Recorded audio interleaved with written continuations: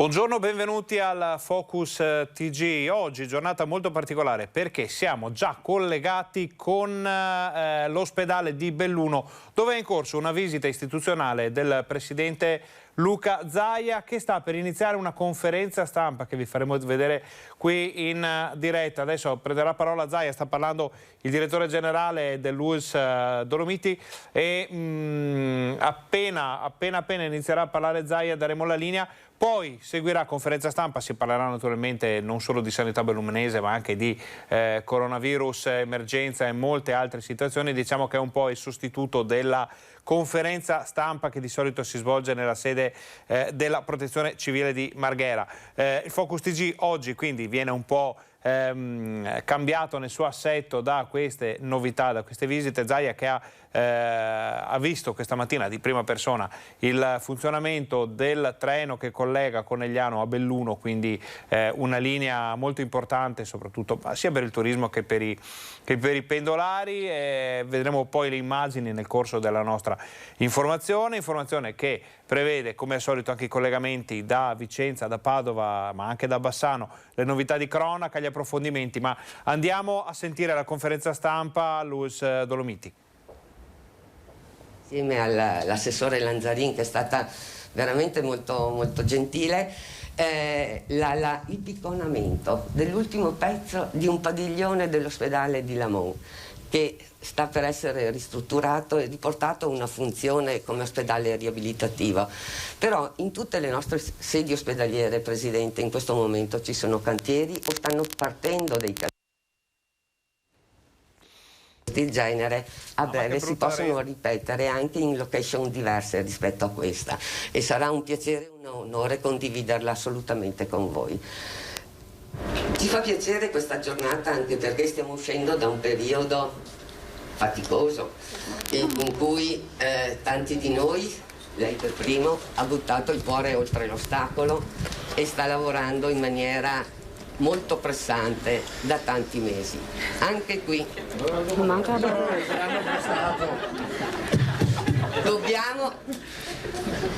abbiamo trovato un elemento di miglioramento per la prossima inaugurazione. Però comunque state tranquilli, non funziona mai. Io non ho ricordi di inaugurazione dove tutto sia perfetto. Però io sono anche un rompiballe per lui. Beh, che tutto sia perfetto. Come dice Gentilini, la voce deve essere forte e chiara, se no non arriva il messaggio. E io sono dotata di una voce piuttosto profonda. I signori che sono collegati non sentono. Sì. Allora, usciamo da un periodo veramente faticoso. Usciamo da questo momento. Ma non lo tocco e si spegne da solo, questo ce l'ha con me. Allora, usciamo da un periodo veramente faticoso, dove tanti hanno buttato il cuore oltre l'ostacolo. In questo territorio il Covid ha battuto pesante nella seconda fase della pandemia e con la campagna vaccinale che è partita tra fine anno e inizio anno c'è stato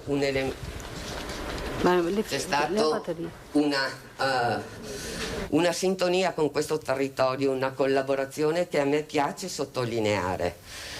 Abbiamo avuto una campagna vaccinale. Dobbiamo cambiare le batterie. Abbiamo avuto una campagna vaccinale che abbiamo fatto a tante mani. Un secondo solo. Questo questi direbbero previsti da diretta. La prossima volta provo prima. Silenzio la platea. No, fate un applauso perché lei è una lady di ferro, no? Quando le ho detto di quello Belluno, non è che mi ha detto ma dove abbiamo detto certo, fa qua. E penso veramente che poi abbia una grande, oltre ad essere profonda conoscitrice delle dinamiche della sanità, la dottoressa Carraro sa anche far squadra, perché poi non è facile una provincia come questa che vive dell'ottica delle valli, giustamente, dei campanili, ci vuole anche qualcuno che chiuda, diciamo, questo funziona adesso. Le avevo cambiate. Non erano adeguate quantomeno. Grazie. Grazie molte. Allora, abbiamo fatto una campagna vaccinale, Presidente, che è dal mio punto di vista bellica, perché ha visto Soprattutto ha visto una collaborazione di tutte le istituzioni presenti nel territorio. Ho avuto grandissima collaborazione da parte di tutte le amministrazioni comunali, dalle associazioni di volontariato, che sono un patrimonio importante e fortemente radicato in questo territorio, dalla protezione civile. Abbiamo avuto veramente il sostegno delle forze dell'ordine, di tutte le istituzioni che operano in questo territorio, perché tutti volevamo far presto, volevamo immunizzare il prima possibile e il più possibile la popolazione di questo territorio per permetterci adesso di ripartire con una stagione estiva e offrire ai turisti che vorranno venire ad ossigenarsi in un verde fantastico, in uno spazio infinito, dimenticare il Covid e godersi qualche giorno di riposo.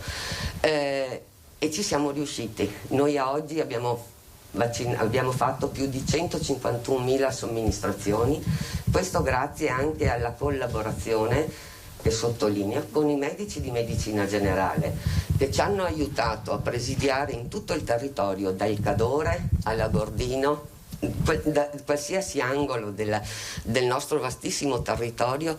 Abbiamo aperto con la loro collaborazione dei punti vaccinali che ci hanno permesso oggi di raggiungere dei traguardi che voglio sottolineare perché sono il frutto di un lavoro costante, quotidiano, faticoso di tutta l'organizzazione. Oggi la popolazione over 16 di questo territorio è già vaccinata oltre il 50% almeno con una dose ed è una grande sicurezza per la stagione turistica che sta per avviare. E siccome questo è anche il mio primo giorno, il mio primo evento ufficiale, che andrà migliorato in alcuni elementi, però ce la facciamo, io volevo anche è un'occasione per ringraziare un po' tutta la squadra, fatta di professionisti della sanità, della parte amministrativa, che con me in questi mesi hanno buttato il cuore oltre lo Stato. Questa operazione che lei adesso vede è stata portata a termine in 6 mesi, Presidente. I tempi, la rapidità diventano un fattore qualitativo importante, perché sono investimenti che altrimenti non rendono subito, non diamo servizio. E quindi grazie a tutti questi alle persone che operano in questa azienda per non aver mollato, e a cui chiedo di non mollare, perché abbiamo ancora tanta strada da fare, abbiamo puntato alla vetta, siamo in montagna e sappiamo che passo dopo passo noi la vetta dobbiamo scalarla e arrivare su in alto. Grazie della vostra presenza.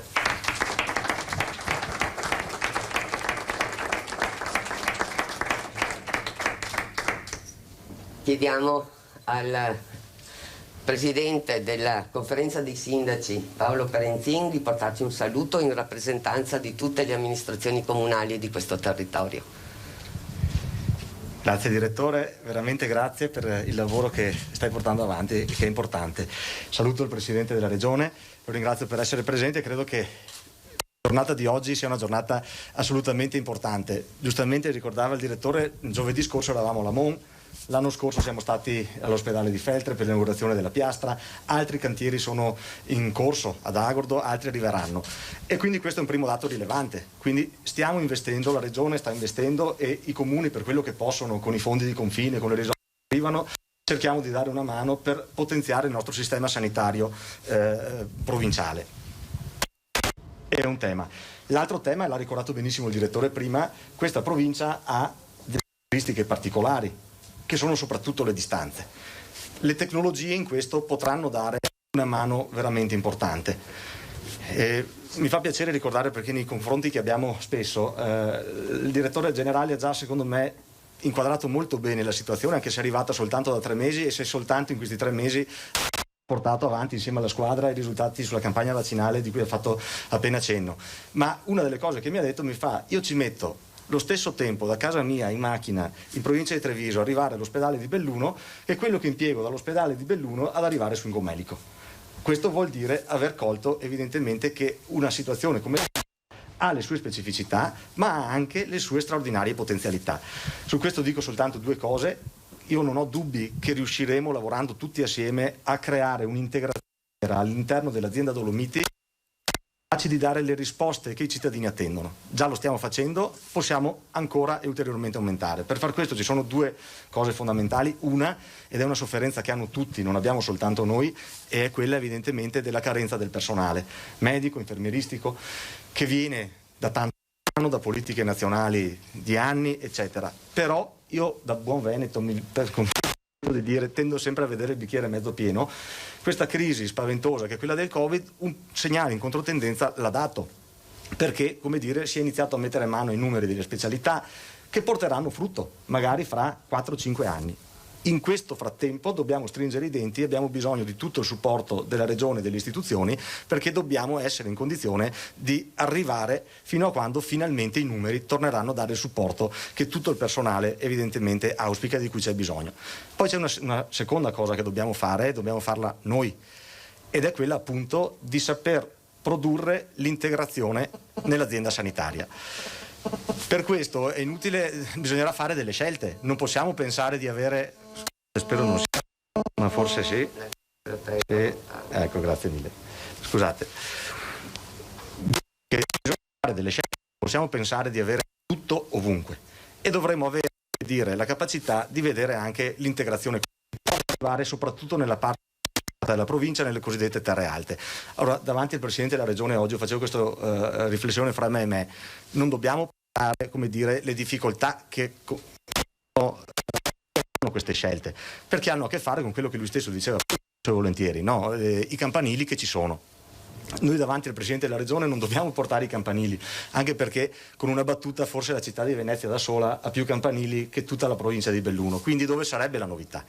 Non c'è. La novità dove si produce? Si produce se noi, fra di noi, sedendoci ai tavoli istituzionali all'interno di questa provincia, all'interno di questa azienda, riusciamo a trovare l'integrazione e poi arriviamo a Venezia e diciamo: Presidente, siamo riusciti a fare campanili, la media di Feltre un anno, di Lamon, di Cortina, altri ancora. E questa cosa qua vorrà anche dire che se per caso la media di Agordo suona meglio della grande di Feltre, si fa suonare la media di Agordo. Non è semplice, non sarà semplice, ma se non facciamo così, la melodia, che è l'unico obiettivo che tutti quanti dobbiamo avere insieme, si produce, e quando non arriva la distonia, e dopo la distonia arriva il silenzio. Siccome noi siamo qui per produrre voce e melodia per i nostri cittadini fra 3, 5, 10, 20 anni, dobbiamo fare su.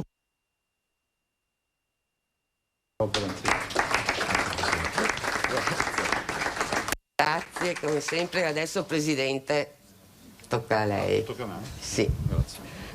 Grazie. Ne approfitto per salutare tutti voi e per salutare il vice sindaco di Belluno, il presidente della provincia e tutti. No, stavo sorridendo quando parlava il sindaco di Feltre, stavo pensando che si vuole in cerca di guai, perché un discorso così fatto a Belluno vuol dire che dicono subito: questo vuole la secessione, vuole andare verso Treviso. No, al di là delle battute, penso che lui abbia colto assolutamente l'impegno, nel senso che la volontà è quella di fare veramente squadra. Adesso sembra una parola buttata lì così, a voi e a tutti quelli che sono legati, che saluto. Però sentite, dopo 10 anni di Presidente di Regione posso dirmi che mi sto godendo che non sono più in prova. Quindi vado negli ospedali a inaugurare e portare le opere che avevo promesso. Oggi abbiamo portato il treno elettrificato. A Milano arriva un treno che può arrivare tranquillamente a Roma piuttosto che da altre parti e in giro per il mondo, perché quella è la qualità e lo standard delle macchine che ci sono. Treno pop, poi ci sarà anche rock. Stiamo parlando di treni nuovi che noi abbiamo comprato, vorrei ricordarvi, e l'elettrificazione, le Olimpiadi, no? Il sindaco parlava prima di far squadra delle campane, cioè, se io avessi ascoltato quelli sulle Olimpiadi saremmo ancora qua a discutere di cosa dovremmo fare. Cioè, ricordo che quando lanciai di fare le Olimpiadi e presentai nottetempo la candidatura di Cortina, avvisando il sindaco il giorno dopo, fra l'altro, la feci e l'esito che ci fu da subito fu: Zaia ci prende in giro, Zaia è una buttata per andare sui giornali, molti politici dissero, no? Il problema è che hanno anche la faccia tosta di presentarsi alle inaugurazioni, poi magari succede anche qui. Nella mia storia di inaugurazione ne trovo tante in giro. E poi alla fine noi le abbiamo portate a casa, perché la forza di volontà ci porta a dire che questa provincia, e ve lo dico senza nessuna remora e anche lasciando perdere la modestia, perché siccome parole che ne ho tante negli anni, questa provincia è stata oggetto di enormi investimenti da parte della Regione Veneto. Sfido chiunque a alzare il dito che non sia vero. Lo abbiamo fatto, pensate, sui fondi comunitari, il 40% dei fondi dell'agricoltura l'abbiamo destinato alla montagna. L'abbiamo fatto da un punto di vista viabilistico, guardateli bene i nastri di asfalto nella vostra provincia. L'abbiamo fatto dal punto di vista di infrastrutture. Io ricordo che per la prima volta nel 2010 l'adagio era un po' come il fado portoghese, un piagnistei. Sembrava che si dovesse serrare tutto, gli ospedali era finiti, Belluno sarebbero morti per le strade, cioè le ambulanze non avrebbero più circolato. La verità è che abbiamo investito convintamente, non perché qualcuno pensasse che volevamo chiudere. Vi ricordo che dei 68 ospedali del Veneto che io ho ereditato, io non ne ho chiuso uno. Abbiamo fatto investimenti. La storia del Cortina, ve la ricordate?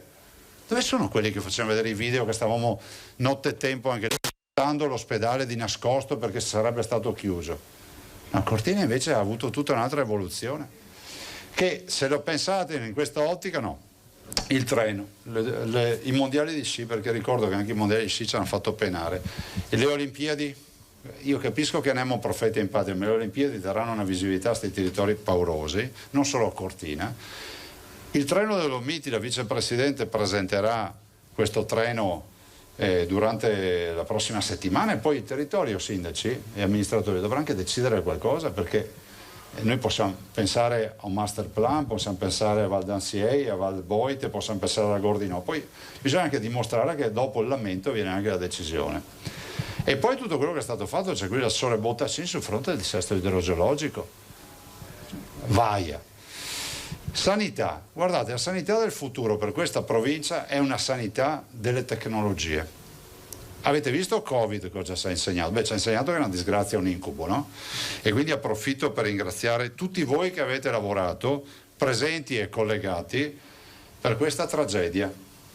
È stata un'autentica tragedia, no? Se qualcuno avesse preso, chiunque di noi, a gennaio 2020 ci avesse detto fra un mese, dall'8 marzo, sarete chiusi in casa, gli animali selvatici si riapproprieranno delle autostrade, Venezia sarà vuota e vedrete i camion portare via le bare e vedrete le fosse comuni a New York, questo è accaduto, facciamo un TSO, i sindaci quelli erano subito pronti e via TSO. Cioè noi, Freud diceva che l'uomo è l'animale più adattabile che ci sia, lo abbiamo dimostrato col Covid, siamo stati in casa, siamo usciti di casa, ci hanno dato il coprifuoco, ma quando mai avete sentito parlare in un paese come questo parla di coprifuoco, dittatura, robe, ci siamo cuccati anche il coprifuoco. E io penso che tutte queste robe ce le ha insegnate il Covid, ma ce l'ha insegnata una di importante, c'è l'uso delle nuove tecnologie ed è esattamente quello che io ho sempre avuto in mente. Non solo il tema dello smart working, le videoconferenze, i videocollegamenti e l'evoluzione che hanno avuto queste nuove tecnologie. Guardate che l'intelligenza artificiale si approprierà della nostra sanità. Non vuole dire che non ci saranno più professionisti. Noi abbiamo 11.000 medici nella sanità del Veneto. Ne abbiamo assunti durante il Covid 1.600. So che non ve ne siete accorti, ma noi li abbiamo assunti. E qualcuno mi viene a dire, perché ancora non ha capito, non li potevi assumere prima. No. Perché le regole di prima non ci permettevano di assumere un medico non specializzato. Noi siamo stati i primi in Italia a porre la questione dei 300 medici non specializzati, laureati, abilitati da mettere in pronto soccorso. Vi ricordate le polemiche? Era un'estate, mi ricordo, il disastro è venuto fuori. Dopo quel Covid però si a pregarli quei medici di venire.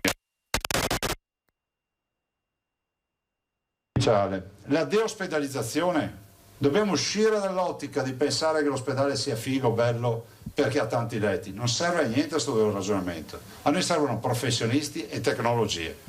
Sentite, è innegabile che l'ernia inguinale che si faceva 30 anni fa con 6 giorni di ospedalizzazione e un'anestesia totale, oggi la si fa con 4 ore di ospedalizzazione in day hospital, si fa il day surgery e si fa con un'anestesia locale.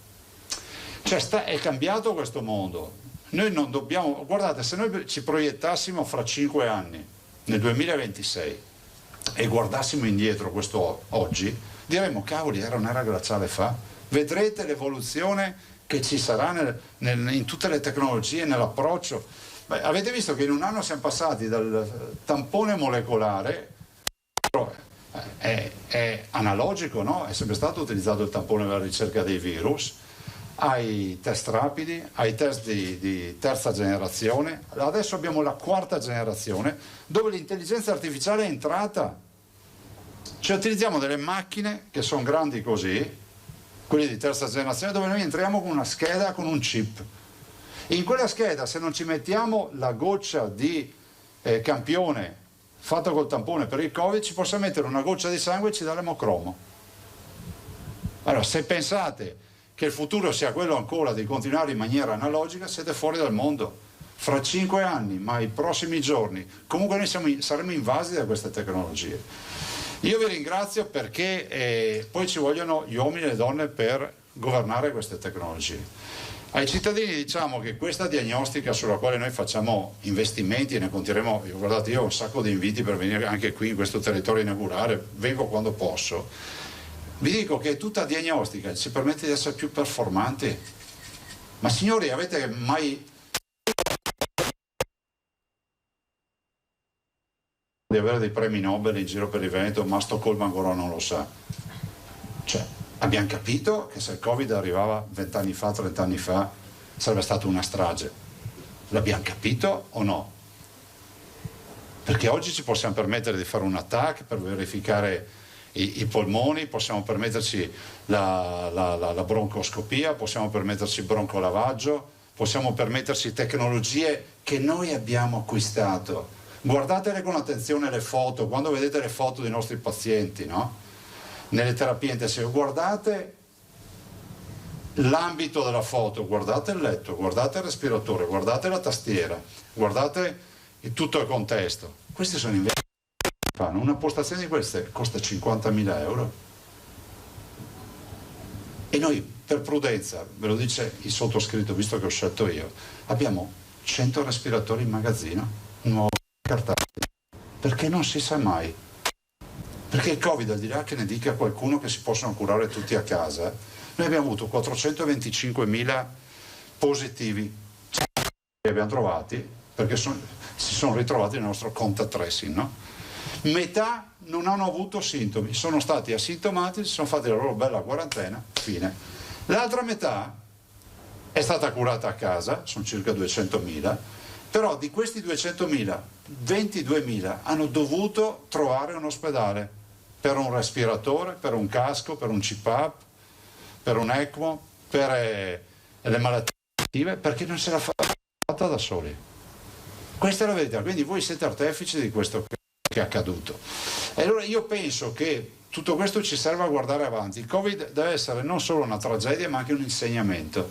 Abbiamo visto che la squadra tiene, lo stress test l'abbiamo subito, guardate, è inutile che facciamo i fenomeni. Prima fase, 21 febbraio, primo morto in Italia, signor Trevisan. Noi non l'abbiamo subita come ad esempio i nostri dirimpettai. Parlo con termini, quindi non vado in cerca del virus che è arrivato con l'aereo in altri. Emilia Romagna e Lombardia. Noi, Trentino Alto Adige, è andata, non dico di lusso, è brutta parola, 1500 morti, ma ci è andata meglio che rispetto alla Lombardia, che si è trovata veramente in grossa difficoltà. La Lombardia ha dovuto chiedere ospitalità, terapie intensive delle altre regioni. Seconda fase, noi siamo stati letteralmente massacrati. Abbiamo avuto abbiamo scoperto che varianti vengono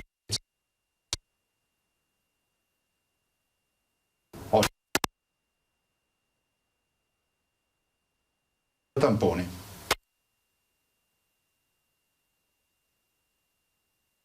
Il potenziale del Veneto, al di là che si possano avere tanti fenomeni che sa tutto, non è più di 25.000-26.000 tamponi al giorno.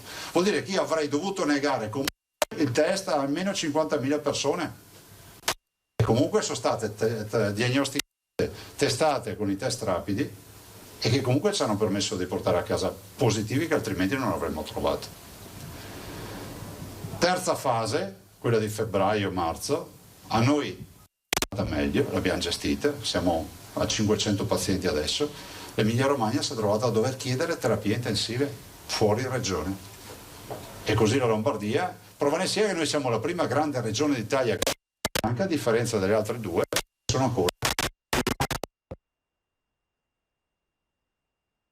Sto dicendo che siamo davanti a un virus, i clinici capiscono, no? Siamo davanti a un virus.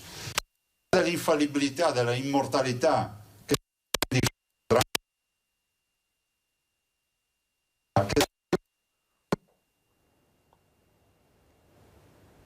il paziente combatte con la malattia.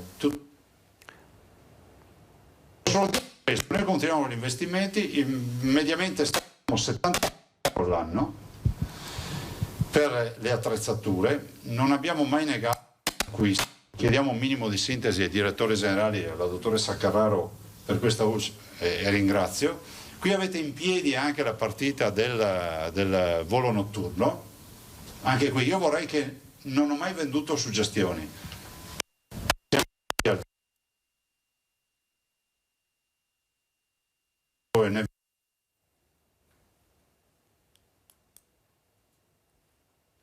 Uno vende il volo notturno come i film che vedevamo del con gli Apache che arriva e fa tutto quello che può, va anche contro i muri. Non è così. Le regole ci permettono di dire che comunque abbiamo qualche volontari. Problema di collegamento, restiamo comunque quelli dei centri in vaccinali. doppia finestra a sentire se si sistema. Inoculato 3 milioni e mezzo di vaccini ad oggi, chiuso cicli per 1.100.000 persone, quindi quei 2 cicli.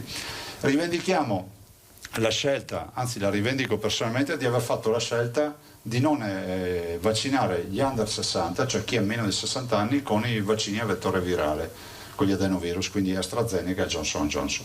Sono vaccini che funzionano, non c'è nulla da dire, ma se AIFA mi dice che è raccomandato, anzi fortemente raccomandato sopra i 60 anni, in Veneto si fa così, punto. Stiamo vaccinando, finiremo il giro verosimilmente a agosto, lo faremo nell'ambito dell'organizzazione che ci siamo dati. Ringrazio i medici.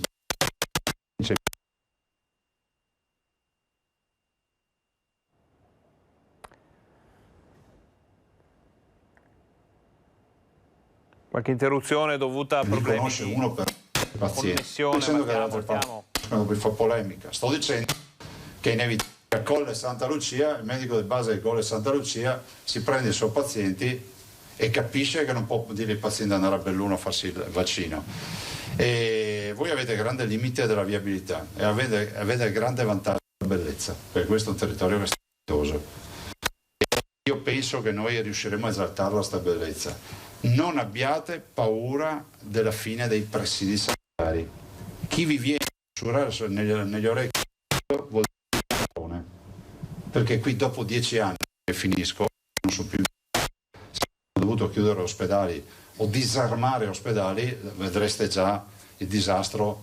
Invece è accaduto questo. Io penso che poi sul personale, Perenzin, presidente della conferenza, c'è un problema che noi dobbiamo diventare attrattivi. Uno dice no, a Belluno abbiamo fatto 34 scorrimenti di graduatoria a Pieve di Cadore per il punto nascita, no? Vengono, fanno il giro del palo, io non biasimo nessuno. Noi dobbiamo essere più attrattivi, lo dobbiamo essere garantendo tecnologie, professionalità, perché giustamente il giovane pensa al curriculum, è inevitabile, no? E se si fa che a venire qua non fa curriculum, è finita. In un mercato nel quale essere medico poi anche dove andare, diciamolo fino in fondo, è una legge della domanda all'offerta. Invece proprio per questo stiamo investendo tanto nelle tecnologie, la chirurgia robotica per dire, no? Era un miraggio prima, pensare alla chirurgia, per diventare più attrattivi. Questa è la vera sfida. C'è l'attrattività anche attraverso i nostri investimenti, e ho chiuso, e il fatto di non piangere più. perché a forza di dire che va male, cioè, bisogna essere un po' meno pessimisti, cioè, non è possibile che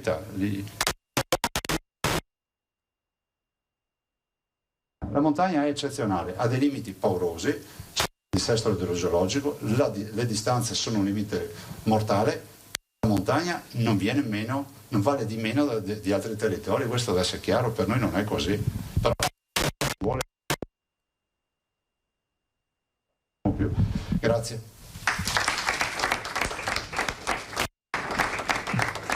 Grazie Presidente. Adesso noi tagliamo il nastro e facciamo la benedizione, perché guardate che la benedizione noi ne abbiamo tanto bisogno. Vediamo qui TAC, entriamo e vediamo la TAC, dopo dobbiamo andare nel piano per l'acceleratore lineare nuovo. Nell'acceleratore lineare gli spazi sono diversi, quindi magari chiedo al sanitario non accompagnarci, ci sarà per l'occasione, diciamo, in altri momenti di andare a visitare questa nuova tecnologia e invece magari dedichiamo a un percorso un po' per i nostri ospiti. Grazie. La benedizione facciamola subito. Sì. Facciamo qui al microfono. Viene con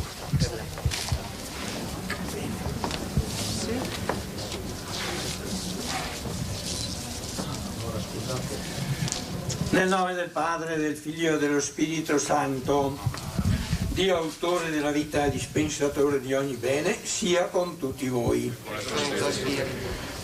I cristiani, credenti e praticanti oggi fanno una festa molto cara e intima, perché celebriamo la festa del Sacro Cuore di Gesù. Allora lui ci ha rivelato, Gesù, che il Dio Padre ha un cuore anche lui. Non solo la mente e l'operatività. Nell'Antico Testamento già troviamo Osea che diceva: quando Israele era fanciullo io l'ho amato, dall'Egitto ho chiamato mio figlio, a Efraim io insegnavo a camminare tenendolo per mano, ma essi non compresero che avevo cura di loro. Io li traevo con legami di bontà, con vincoli di amore. Ero per loro come chi solleva un alla sua guancia, mi chinavo su di lui per dargli da mangiare, il mio cuore si commuove dentro di me, il mio intimo freme di compassione. E questo cuore del Padre è passato nel cuore di Gesù, perché venendo nel mondo si è chinato sulle nostre debolezze, ha avuto sempre attenzione per gli altri, un atteggiamento di donazione, di servizio, una cura per i malati, quanti non ne ha guariti.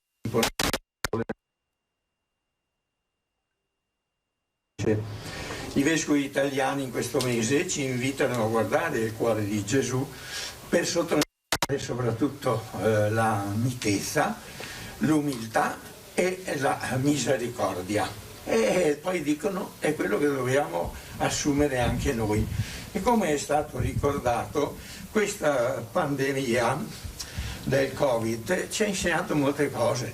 Da una parte che per alcuni malati e specialmente gravi è mancato il cuore, cioè l'isolamento, la solitudine, anche nel momento della morte e perfino anche dopo la morte, non si potevano fare neanche i funerali. Dall'altra parte ha messo in luce l'importanza del cuore dei medici, degli infermieri, tutti quelli che sono stati vicini a questi pazienti. E anche, diciamo, a tutte le nostre autorità che hanno predisposto tanti strumenti e organizzazione per venire incontro a tutti questi malati, come è stato detto adesso. Allora vengano questi nuovi strumenti della scienza, della tecnologia, per curare sempre meglio le nostre persone. Tra l'altro noi qua a Belluno siamo anche in buone mani, perché il nostro capo quotidiano della direzione medica si chiama Raffaele, vuol dire medicina di Dio, Dio guarisce. Poi la nostra nuova dirigente è la dottoressa Maria, ma grazia plena, quindi lo speriamo. Giuseppe non Gaveco, no? Però il nostro presidente porta il nome di un illustre dell'antichità, che poi lui ha cambiato professione, è diventato autore sacro, forse oggi farebbe il politico, forse. Non so. Quindi vedete che noi non abbiamo preoccupazioni. Non manca niente. No. E allora, no, manca la benedizione di Dio. Allora vedete che abbiamo noi motivi, ecco, da una parte per richiamare questa realtà, che non esiste solo il fisico e il psicologico, ma anche lo spirituale. Io ho avuto l'occasione di essere vicino qualche volta a familiari e a persone, e quelli che avevano fede avevano una grande risorsa per affrontare le difficoltà. E allora domandiamo al Signore che fonda la sua benedizione su questi nuovi strumenti. Il salmista diceva: mi circondano frutti di morte, nell'angoscia invoco il Signore, porgi l'orecchio, Signore, alla mia preghiera. E allora noi diciamo: Dio, fonte di consolazione, ascoltaci. Dio, fonte di consolazione, ascoltaci. Perché Dio, misericordioso e amante dell'uomo, ci sostenga, ci illumini nella salute e nella malattia, nella gioia e nel dolore, nella fatica e nel sollievo. Preghiamo. Dio, fonte di consolazione, ascoltaci.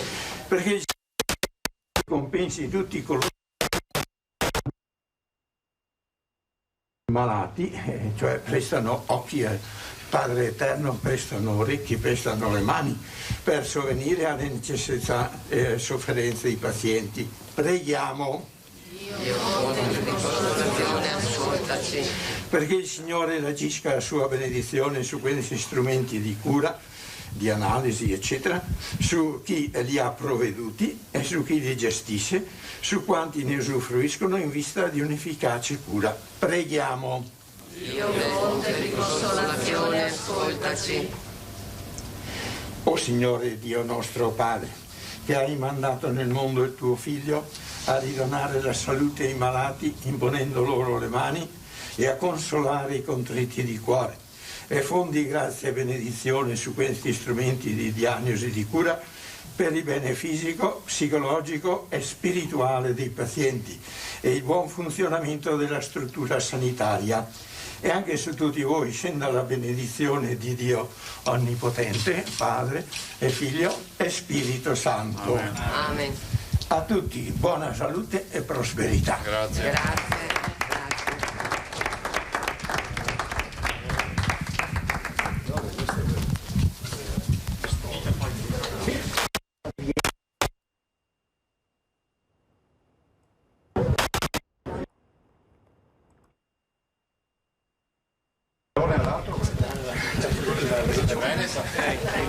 Il taglio del nastro, adesso abbiamo qualche piccolo problema di audio, vediamo se riusciamo.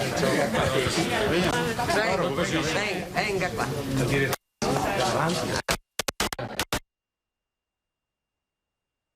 Parroco, mette a testa dentro. Venga qua. Venga qua. Di qua, porta bene. Ecco qua, grazie. Bene.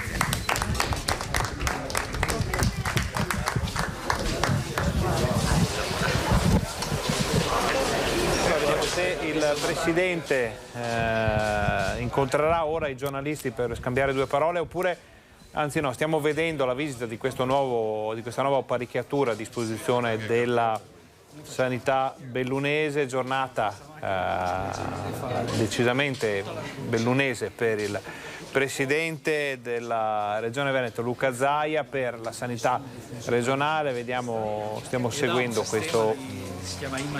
questa fase, vediamo se riusciamo a cogliere qualche parola dello scambio tra il medico, immaginiamo sia il primario, e Zaia in visione di questa apparecchiatura, di questo attacco.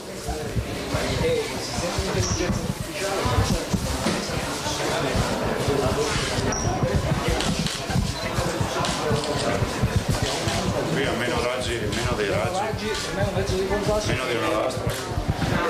Più o meno come una radiografia del torace, laddove invece si fa uno studio del tutto, c'è un monitoraggio continuo delle funzioni vitali che è tecnici abbastanza interessanti. possono valutare. Poi tutti i sistemi di intelligenza artificiale ci consentono anche di acquisire dei referenti scottusanti, per esempio se dobbiamo fare uno studio della orta e quindi dover calcolare tutta una serie di misurazioni che sono necessarie per pianificare l'intervento, la fa direttamente la macchina, quindi c'è anche un risparmio di tempo. Noi abbiamo sfruttato questi sistemi di intelligenza artificiale anche a Pisello, principalmente con la TAC, dei sistemi di radiologia domiciliare per portare nelle case di riposo la radiografia di base. Abbiamo acquistato dei sistemi molto miniaturizzati che sfruttano molto l'intelligenza artificiale per ottimizzare le immagini, e quindi con un solo tecnico con 2 valigette anche in riesce a spostare il carrello. Noi qui abbiamo Buongiorno.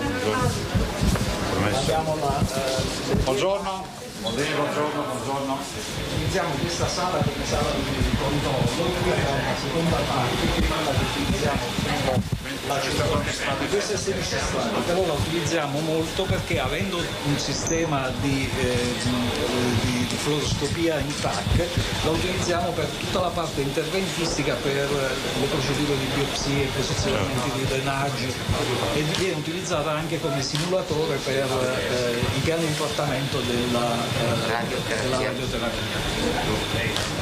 Grazie. Buon lavoro ragazzi.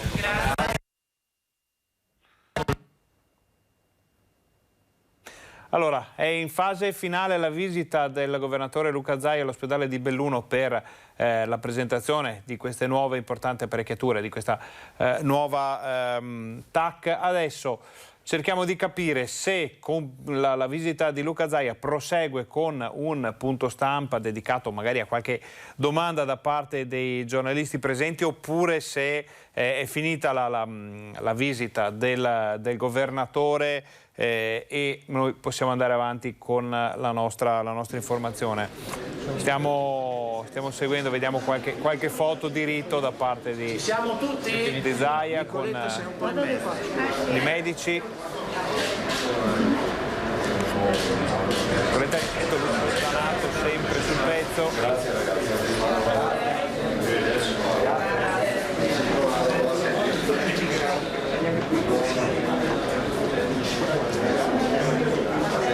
Continuiamo a seguire questa parte finale della visita. Ci fanno vedere le apparecchiature di telemedicina? Sì. Buongiorno.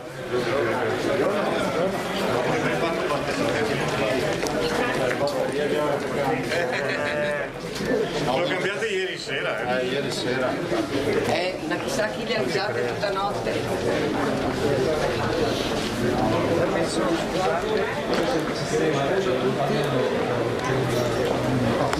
Questo a domicilio ragazzi. Questo è a domicilio. Quello è tutto quello che è necessario da portare a casa del paziente. C'è un computer che via wireless scarica le immagini sul fax, quindi noi possiamo fare con un solo tecnico. Gli altri sistemi avevano necessità di altri tecnici perché l'illustrativo era abbastanza pesante. Questo è tutto miniaturizzato e soprattutto su questo punto che è piccolissimo. E partiremo con il servizio.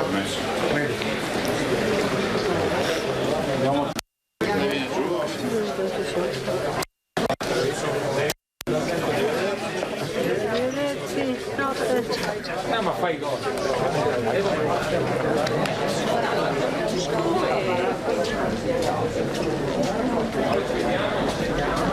Seguiamo. Dovrebbe partire ora il governatore per tornare a Venezia, naturalmente ormai è troppo tardi per dare vita al quotidiano punto stampa nella sede della Protezione Civile di Marghera. Noi comunque seguiamo sempre questa passeggiata, questa visita finale. Siamo nei corridoi dell'ospedale di Belluno e vediamo se alla fine, magari fuori, con un po' più di resa, diciamo, nel collegamento Zaia risponderà alle domande dei giornalisti oppure se, perché dobbiamo ricordarvi che questa visita è iniziata molto presto questa mattina con il viaggio in treno verso Belluno da parte del Presidente della Regione e che ha già parlato con la stampa. Si è parlato naturalmente di collegamenti, viabilità, mobilità. Vediamo Zaia si ferma a chiacchierare e a salutare le persone. Siamo in uscita dall'ospedale di Belluno, siamo in collegamento, un'edizione quasi straordinaria vista la struttura decisamente diversa dal solito del nostro telegiornale che, vi ricordiamo, appena finito questo collegamento giù per le scale proseguirà con i collegamenti con i nostri giornalisti.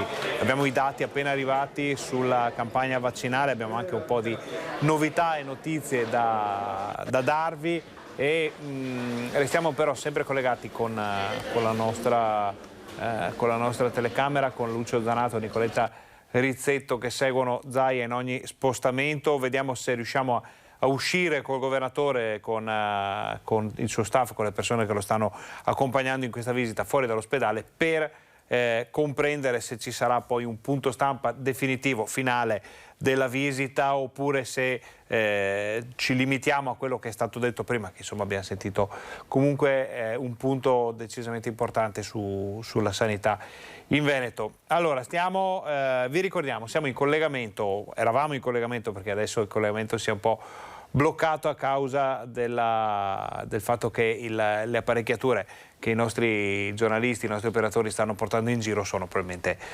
o al pian terreno o sottoterra, insomma hanno parecchio cemento sopra, fanno fatica a mandarci il segnale. Allora, non vediamo novità, quindi con Alessandro Costacurta in regia mandiamo un rapido break, facciamo un attimo di pubblicità, poi torniamo, state con noi.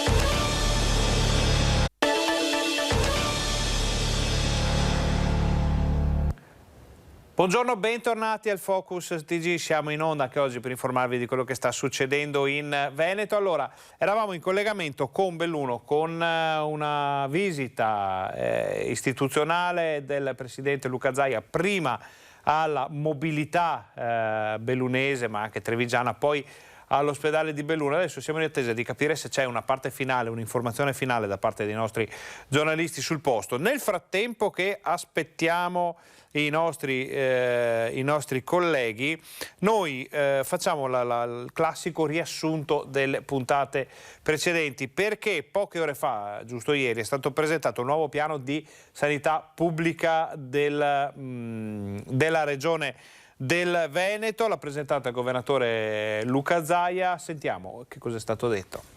Diciamo ai veneti che noi non abbiamo abbassato la guardia. Siamo un po' come le maison di alta moda, no? Noi stiamo già pensando alla collezione autunno-inverno 2021-2022. Se lo leggete con quella visione capite che non stiamo celebrando la festa della liberazione, ma stiamo schierando tutta l'artiglieria in caso di... Nessun allentamento sul fronte della prevenzione e della lotta al virus. Questo è il principio ispiratore del nuovo piano di sanità pubblica del Veneto, il quarto in 15 mesi di pandemia. Quindi avanti tutta con i vaccini, ma altrettanta attenzione va al tracciamento delle positività e al sequenziamento, con la quarantena che resta a 10 giorni. In tutti i casi in cui ci sia il sospetto di un caso legato a variante deve essere fatto il sequenziamento. In quel caso la quarantena va valutata anche nei contatti a basso rischio. Non a caso il nuovo piano fissa un numero minimo di tamponi al giorno, almeno 150 su 100.000 abitanti, da effettuare non solo nel caso di sintomi ma anche su campione, magari in azienda o nel corso di eventi, con la Regione pronta a introdurre i test antigenici rapidi in autosomministrazione, recentemente approvati a livello europeo. In occasione di eventi, in occasione di eventi sociali oppure familiari allargati, oppure in contesti lavorativi che possono essere anche quelli del turismo, ci sia la possibilità che le persone possano autocontrollarsi, e quindi vorremmo portare avanti una sorta di progetto pilota. Tamponi regolari e cadenzati continueranno a essere somministrati al personale sanitario e delle case di riposo ogni 30 giorni per i soggetti vaccinati, ogni 7 per chi non lo è. Capitolo collegato, quello delle visite in ospedale. A giorni arriveranno le nuove linee guida, anche qui i tamponi faranno la differenza. Di certo, ha anticipato Zaia, si andrà verso un superamento degli attuali tempi di visita. 15 minuti non è una visita, è una telefonata. Quanto alle case di riposo, le linee guida ci sono già, ma spesso non vengono rispettate. Un monitoraggio capillare in corso. Per quelle strutture che abbiamo visto o vedremo che non applicano, ci sarà un richiamo, una lettera nostra in cui diciamo applicate le linee guida che sono state emanate con ordinanza del Ministero. Nel piano vengono poi inserite le modalità per la riapertura in sicurezza sia dei centri diurni anziani per non autosufficienti, che dovranno riaprire tutti, sia dei CEOD disabili, un passo atteso verso la normalità anche per le fasce più fragili e le loro famiglie. Allora, siamo adesso collegati nuovamente con l'esterno dell'ospedale di Belluno, dove dovremo riuscire a fare un breve scambio di battute col governatore Luca Zaia. Il nostro Lucio Zanato già con il microfono pronto, con Nicoletta Rizzetto in collegamento da Belluno. Vediamo se riusciamo a far partire qualche domanda. Probabilmente stiamo aspettando qualche collega, qualche giornalista che si unisca alla conferenza stampa finale di Luca Zaia. Noi con la regia di Alessandro Costacurte siamo già pronti ad andare sulle immagini, sull'audio. Sentiamo, sì, sentiamo. Minuto ancora. Allora, dicevamo, giornata un po' caotica oggi fra collegamenti e altre informazioni. Siamo sostanzialmente operativi, anche perché con molta semplicità si può fare che il turista che sta qui per almeno 15 giorni, se ha necessità, gli si fa il vaccino in seconda dose. Ovviamente siamo disposti a rilasciare un certificato vaccinale che conferma la venuta vaccinazione con anche il numero del lotto del vaccino. Bisogna che però a livello nazionale ci sia un coordinamento rispetto poi al riconoscimento dei certificati vaccinali e l'iscrizione del vaccino nelle anagrafe vaccinali, cioè il veneto che si va a vaccinare in un'altra regione quando torna a casa deve avere il suo vaccino registrato nella sua anagrafe e viceversa. Giornata campale per la provincia di Belluno. È una giornata che ho voluto fare convintamente, anche perché c'è la grande notizia del treno elettrificato. Avete visto quale sia il livello di attività che abbiamo portato avanti, e poi inaugurazioni ne faccio poche rispetto a quelle che potrei fare qui in provincia di Belluno nel mondo della sanità, perché abbiamo in arrivo tutti gli acquisti, le attività che abbiamo programmato negli anni. È stata appena presentata una nuova eccellenza, questo è il concetto di sanità del territorio? Assolutamente sì, Belluno non ha bisogno di ospedali chiusi o di ridimensionamenti, ha bisogno di grandi investimenti, che è esattamente quello che come giunta abbiamo deciso di fare. I risultati si vedono, come ho detto io, ho finito il periodo di prova, dopo 10 anni o ci sono le opere o non ci sono, siccome ci sono dite che ho finito il periodo di prova e che non raccontavamo bugie. Ecco, con tutte queste opere qui a Belluno, come ha detto lei, smetteranno di piangersi addosso? No, guardate, il popolo bellunese è un popolo eccezionale, però ricordo che 10 anni fa era sempre ma Belluno è dimenticata, ma Belluno, invece voglio ricordare il treno delle Dolomiti, che adesso la prossima settimana entrerà nel vivo come discussione, la partita degli ospedali sui quali stiamo investendo fortemente, ve lo posso garantire, chi volesse numeri vediamo i numeri, le Olimpiadi invernali 2026, molto altro ancora, per dimostrare insomma che non è da parte nostra assolutamente dimenticato. Abbiamo avuto anche la presenza di un ministro durante il viaggio in treno. Tutti questi segnali per questo Veneto che riesce ad andare avanti anche da solo, in autonomia? L'autonomia ce la debbono dare, l'autonomia anche qui, è finito il periodo di prova per qualsiasi governo, adesso ci vuole l'autonomia. Quindi non ci basta che siamo bravi, che facciamo bene le robe, che qui funziona tutto, vogliamo l'autonomia. Ecco, l'esempio ad esempio della Pedemontana, dove con questi accessi a pochissime settimane non è che i veneti siano convinti proprio perché i soldi rimangono in Veneto? Questa è una delle letture, 17.000 veicoli al giorno non sono pochi, al di sopra di ogni più rosea aspettativa. Per un'autostrada che ancora non è incompleta, mancano 30 km. Quando sarà completato ho l'impressione che sarà molto più utilizzata. Questo ci permette di dire che il pedaggio va alla Regione e che la Regione, in base ai pedaggi, poi metterà a mano anche le tariffe, perché se ci saranno ovviamente pedaggi in eccesso, dico in esubero, definiamoli così, abbondanti, e li utilizzeremo per limare le tariffe. Scusi Presidente, un'altra domanda sul treno, al di là di quella che sarà la scelta. Cosa risponde a chi dice che la Regione non ci credeva, comunque non ci credeva fino in fondo? Che sono perdi tempo, semplice. Noi tutte le cose che facciamo hanno una loro storia, partiamo da un'idea progettuale, poi le portiamo avanti. Abbiamo fatto, guardi, le Olimpiadi e sono gli stessi che dicevano che la Regione non prendeva in giro i cittadini. E abbiamo risuscitato un'autostrada pedemontana-veneta che riguarda anche questi territori, sembra strano dirlo ma è così. Quando si inizierà a percorrere si capisce dal feltrino, dai territori del bellunese quanto vantaggio ci sia. E poi molte altre opere come gli investimenti negli ospedali, il Codivilla che qualcuno diceva che sarebbe stato chiuso e altro ancora. Grazie. Presidente, scusi, abbiamo sentito prima i numeri per quanto riguarda le vaccinazioni per i giovani, insomma sono numeri incoraggianti, cosa possiamo dire sia per questa particolarità ma poi in generale per la campagna sia in provincia che in Veneto? Ma che i ragazzi sono stati eccezionali, hanno fatto 400.000 prenotazioni e penso che non ci sia nessuna regione che ha avuto un afflusso del genere. Noi confermiamo le vaccinazioni con il nostro modello, non faremo Open Day, non utilizziamo AstraZeneca e Johnson & Johnson sotto i 60 anni. Siamo l'unica regione che ha scelto di fare questo, andiamo avanti per la nostra strada. Buon lavoro ragazzi, Grazie Presidente. Ecco, abbiamo sentito il Presidente Zaia in questa sua finale, diciamo così, un'intervista finale con il sunto di quello che è accaduto oggi partendo da Conegliano per arrivare qui a Belluno. Come vedete fino all'ultimo c'è il saluto della cittadinanza, degli operatori di questo ospedale, insomma cose davvero importanti. Adesso noi a questo punto io restituirei la linea per almeno 5 minuti perché andiamo a cercare il direttore generale dell'ULSS 1, la dottoressa Carraro, e poi cercheremo anche di prendere qualche altro sindaco proseguendo questa lunga diretta qui da Belluno. A voi la linea. Lucio Zanato, Nicoletta Rizzetto che ora vanno a caccia, come si suol dire, di dichiarazioni per completare, fare anche un contorno importante a tutto quello che è stato detto finora. Noi invece andiamo in pubblicità, facciamo una brevissima pausa, state con noi perché torniamo fra pochissimo, continua la nostra informazione.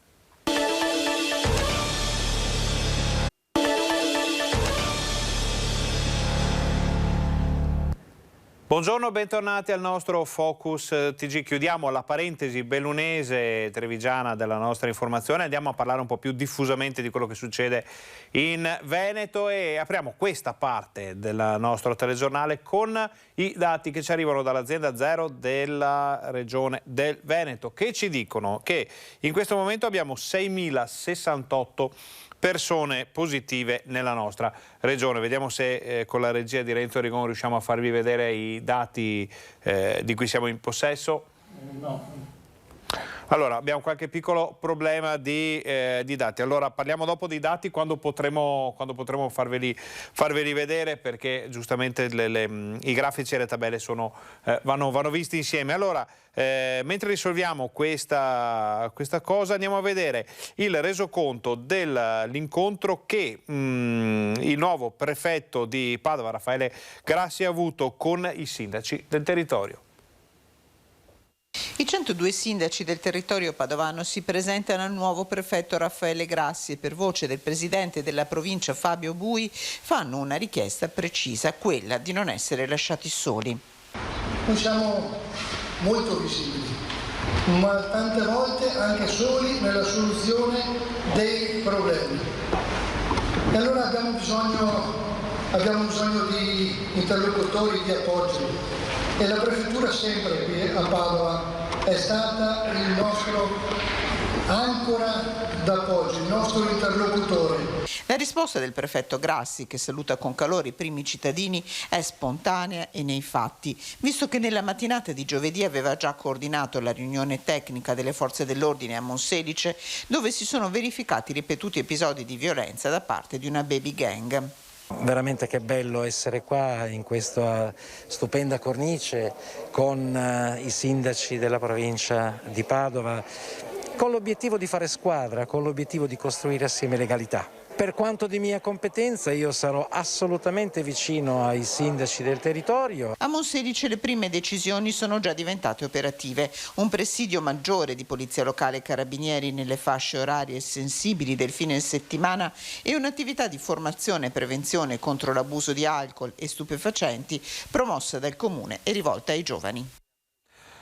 Rimaniamo a Padova e andiamo a vedere quello che è un po' l'annuncio della festa che andrà in onda naturalmente qui su Rete Veneta nella giornata di domenica, una domenica interamente dedicata alla festa di Sant'Antonio. Vi ricordiamo anzi che questa sera andrà in onda qui su Rete Veneta il concerto di Allevi proprio dalla Basilica del Santo, un'occasione straordinaria. Vediamo prima però il servizio sulla giornata del 13 giugno.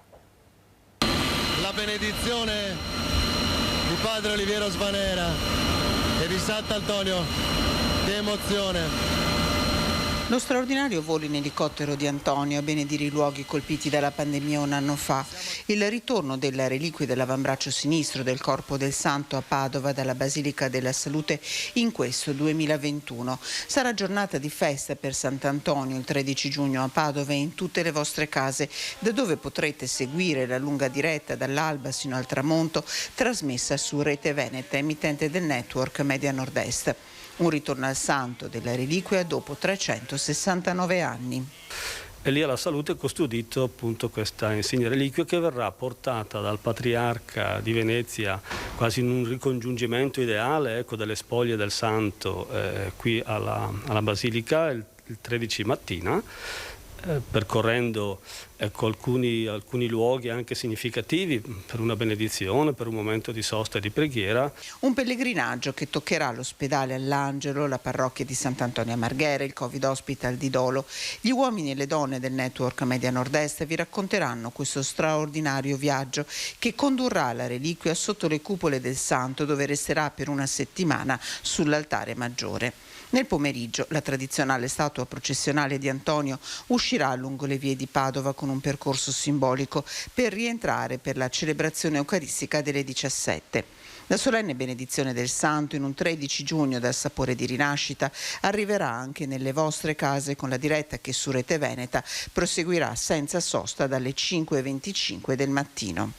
Noi abbiamo bisogno, credo, di poter alzare gli occhi al cielo, l'abbiamo fatto l'anno scorso e lo facciamo anche con questa modalità, perché i nostri santi, Maria e Sant'Antonio, ci portano al Signore, ci fanno sentire che non siamo soli, che non ci salviamo da soli, che i santi sono la rappresentazione più bella della nostra fede incarnata, perché sono i santi del nostro territorio.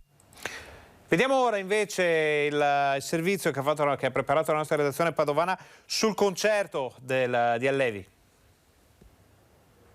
Quello di venerdì 11 giugno alle ore 21 sarà un debutto per il pianista e compositore marchigiano Giovanni Allevi, che deve la sua fama internazionale al profondo rinnovamento che ha impresso nella musica colta. Per la prima volta si esibirà nella Basilica di Sant'Antonio a Padova. Posti andati a ruba, ma il concerto racconto intitolato In parole e musica con Pino Strabioli sarà trasmesso in diretta TV su Rete Veneta.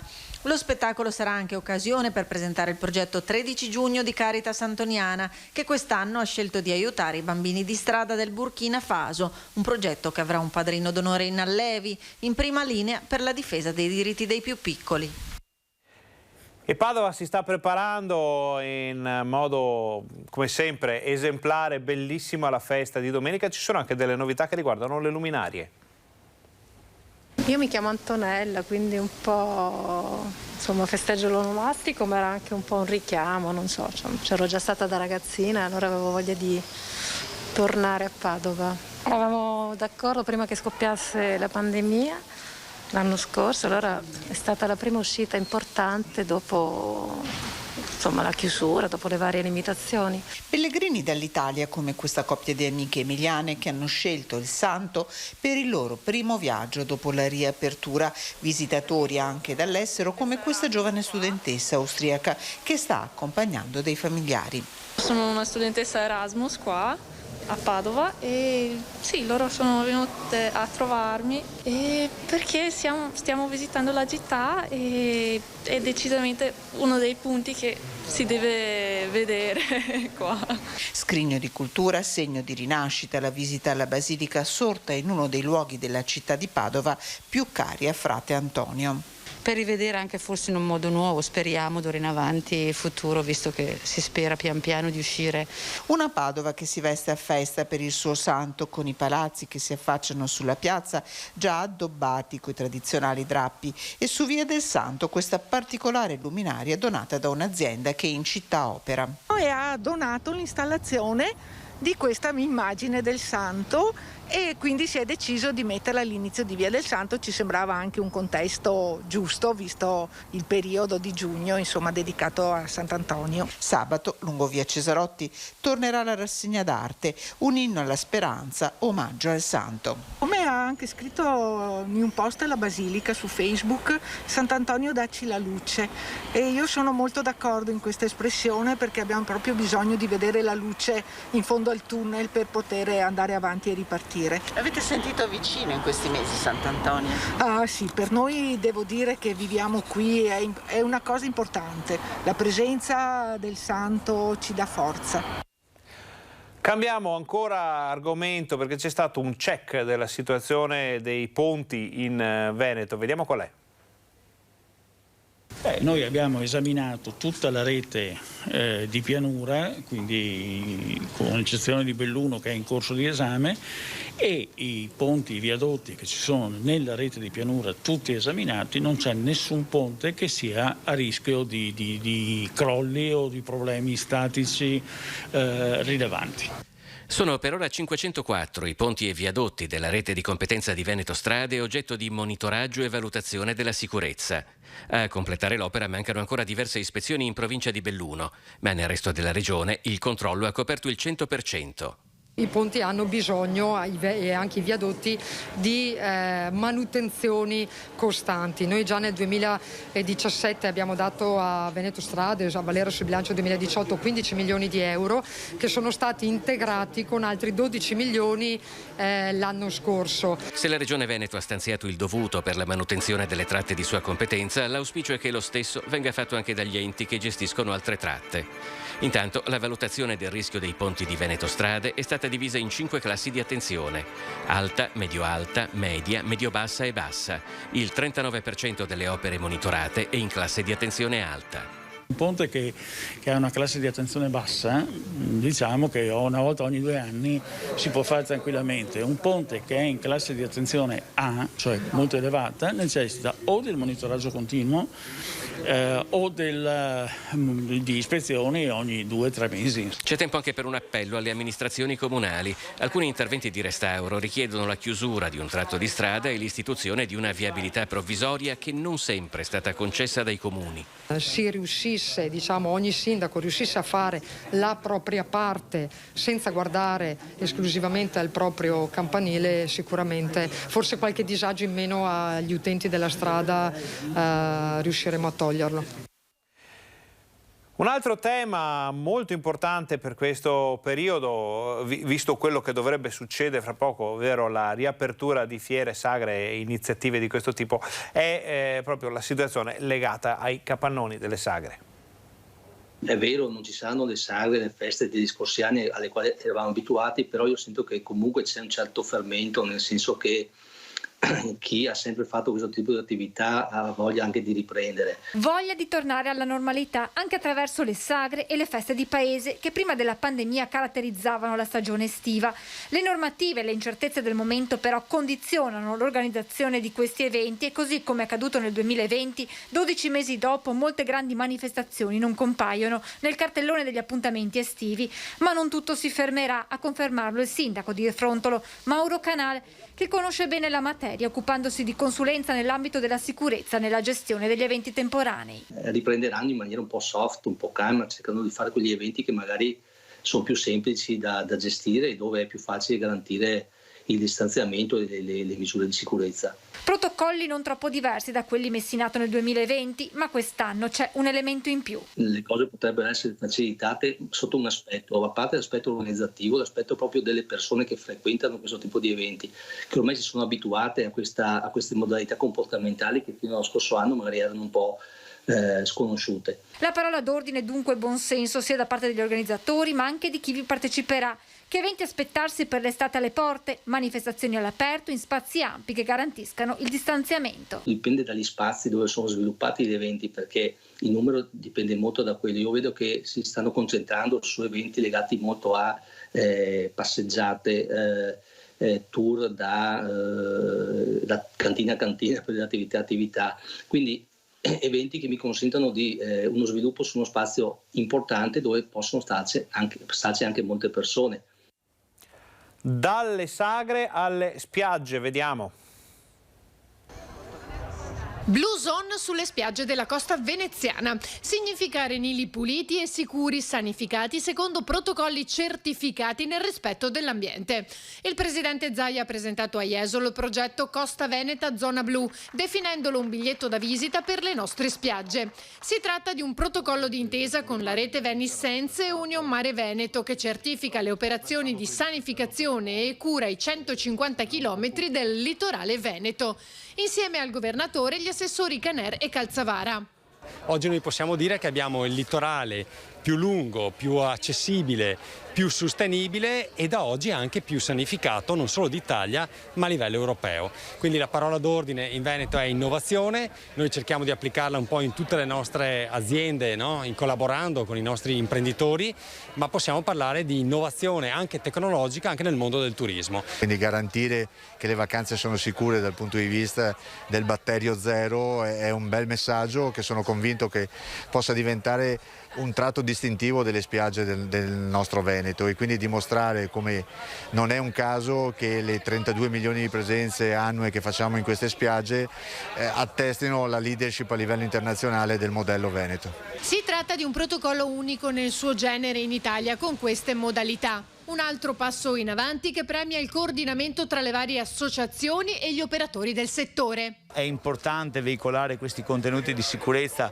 proprio per far comprendere ai tanti ospiti italiani e stranieri che le spiagge del Veneto sono pronte, sono aperte ad accogliere tutti coloro che vorranno venire a trovarci e di offrire le nostre 10 meravigliose spiagge al più alto livello di sicurezza possibile. Allora, vediamo insieme i dati che ci arrivano dalla sanità del Veneto per capire che piega sta prendendo l'epidemia nella nostra regione. I dati sono decisamente interessanti. Perché? Andiamo a vederli insieme con la regia di Renzo Rigon. Allora, in questo momento in Veneto ci sono 6.068 persone positive, è un numero che è crollato in modo verticale rispetto solo a qualche settimana fa. Vedete che ci sono molte province dove siamo sotto quota 1000, addirittura solo 100, vediamo, dovrebbe essere nel Bellunese, quindi situazione che si sta decisamente sistemando.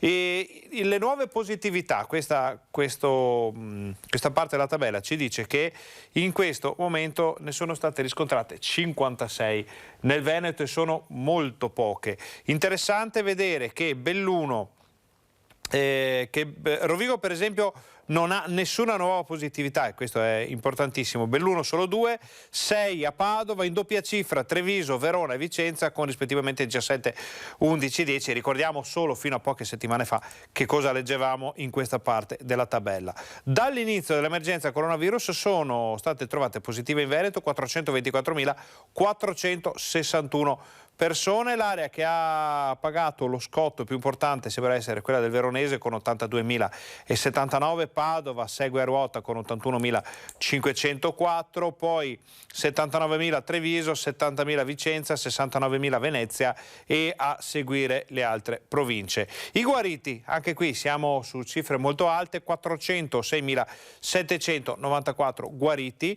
e purtroppo 11.599 decessi dall'inizio dell'emergenza coronavirus. Scendiamo nella seconda parte della tabella, che è altrettanto importante perché è un po' la cartina di tornasole di quello che abbiamo visto all'inizio. Ci sono 404 persone ricoverate in area non critica, di queste 146 sono ancora positive, 258 si sono negativizzate. Vedete che il rapporto cambia continuamente, sono sempre meno le persone ancora positive, sono sempre di più quelle negativizzate, vuol dire che la sanità ne sta uscendo. Sono 57, lasciateci dire solo, perché eravamo a livelli molto più alti solo qualche tempo fa, le persone ricoverate in terapia intensiva. Di queste 31 sono ancora positive, 26 si sono negativizzate. In totale ci sono poco più di 450 persone ricoverate in ospedale a causa del coronavirus.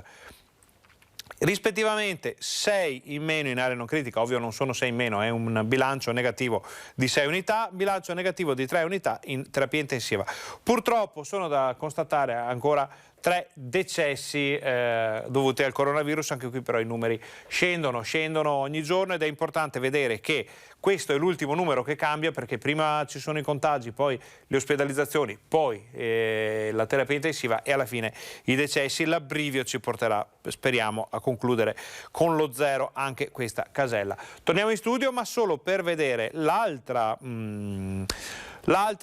grafico, gli altri dati che ci arrivano sempre dalla regione, che ci dicono che finalmente abbiamo fatto 50.000 dosi in un giorno in Veneto. Era il numero cui puntava la sanità, l'aveva detto Zaia anche qualche giorno fa, finalmente ci siamo arrivati.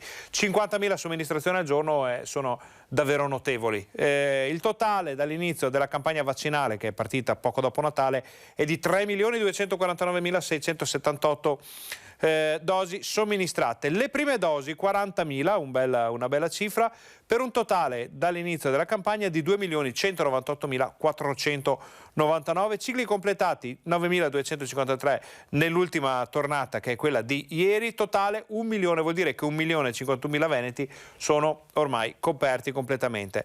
C'è magazzino, perché siamo a 89,2% delle dosi somministrate rispetto a quelle fornite, quindi il Veneto continua a somministrare numeri importanti, ma si tiene un po' di magazzino, e questo è importante da sapere per i prossimi giorni.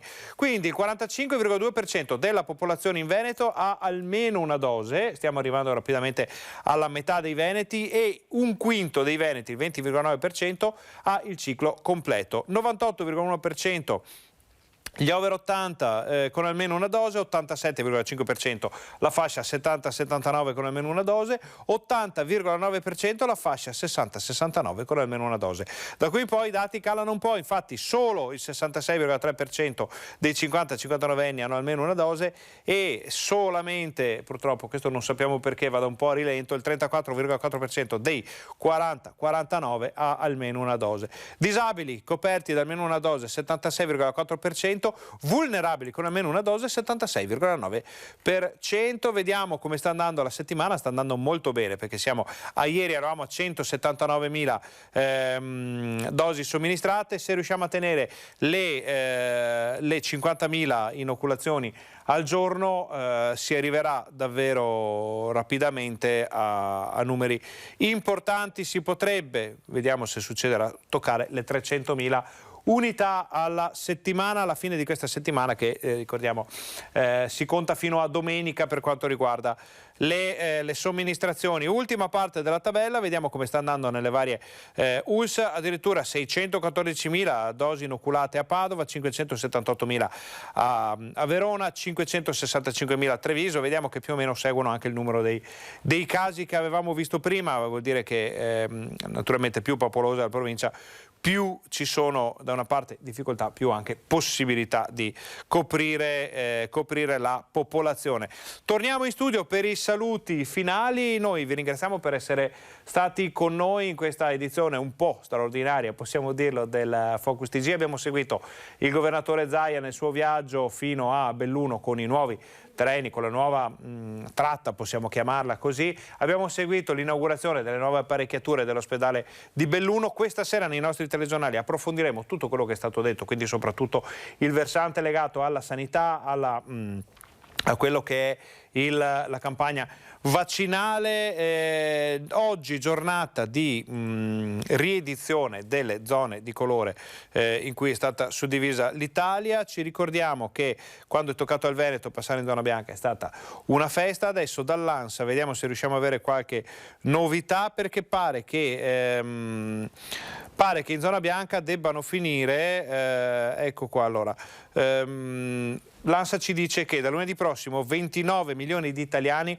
dovrebbero essere in zona bianca. Secondo quanto si apprende, infatti, i dati del monitoraggio settimanale dell'Istituto Superiore di Sanità, Ministero della Salute, ora all'esame della cabina di regia, confermerebbero il passaggio in zona bianca con meno restrizioni per Emilia Romagna, Lombardia, Lazio, Piemonte, Provincia Autonoma di Trento e Puglia.